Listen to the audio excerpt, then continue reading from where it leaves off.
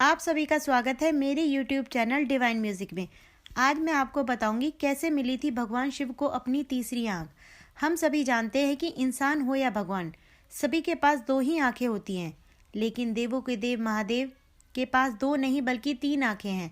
पौराणिक मान्यताओं के अनुसार भगवान शिव अपनी तीसरी आंख का प्रयोग तब करते हैं जब सारी सृष्टि का विनाश करना हो।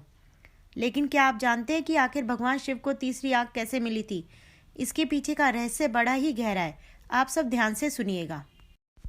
दुनिया के सबसे बड़े ग्रंथ महाभारत के छठे खंड के अनुशासन पर्व में बताया गया है कि आखिर भगवान शिव शंकर को तीसरी आंख कैसे मिली थी। पौराणिक कथा के अनुसार एक बार भगवान नारद जी भगवान शिव और माता पार्वती के बीच हुई बातचीत को बताते हैं। उनके द्वारा बताए गए इसी बातचीत में त्रिनेत्र का रहस्य छुपा हुआ है। नारद जी बताते हैं कि एक बार हिमालय पर भगवान शिव एक सभा कर रहे थे, जिसमें सभी देवतागण, ऋषि मुनि और ज्ञानी जन सभी शामिल थे।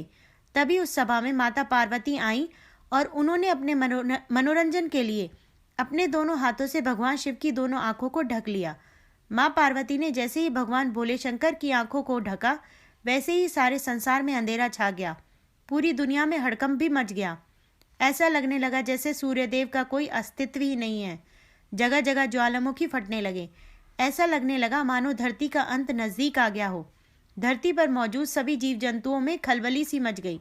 संसार की ये दशा भगवान भोले शंकर से देखी नहीं गई। उन्होंने अपने माथे पर एक ज्योतिपुंज प्रकट किया और यही ज्योतिपुंज भगवान शिव की तीसरी आंख बना। तीसरी आंख बनने के बाद ही धरती की तबाही शांत हो पाई।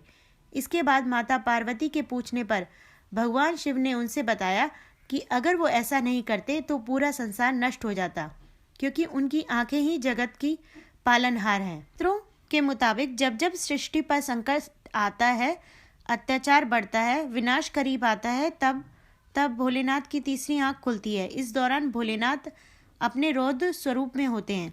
भोलेनाथ की ये तीसरी आंख उनके दोनों भौहों के बीच में ललाट पर नजर आती है, जिसकी वजह से वे त्रिनेत्रधारी और त्रिलोचन के नाम से भी जाने जाते हैं।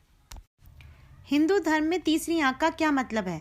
हिंदू धर्म में तीसरी आंख के प्रतिनिधित्व के रूप में भौहों के बीच तिलक लगाते हैं, जो शिव की अभिव्यक्तियों पर भी देखा जाता है। उन्हें त्र्यंबक देव या तीन आंखों वाले भगवान के रूप में जाना जाता है, जहां उनकी तीसरी आंख ज्ञान की शक्ति और बुराई का पता लगाने का प्रतीक मानी जाती हैं। ऐसी ही अच्छी अच्छी जानकारी के लिए मेरे YouTube चैनल डिवाइन म्यूजिक को सब्सक्राइब करें और मेरी वीडियोस को लाइक करें। धन्यवाद।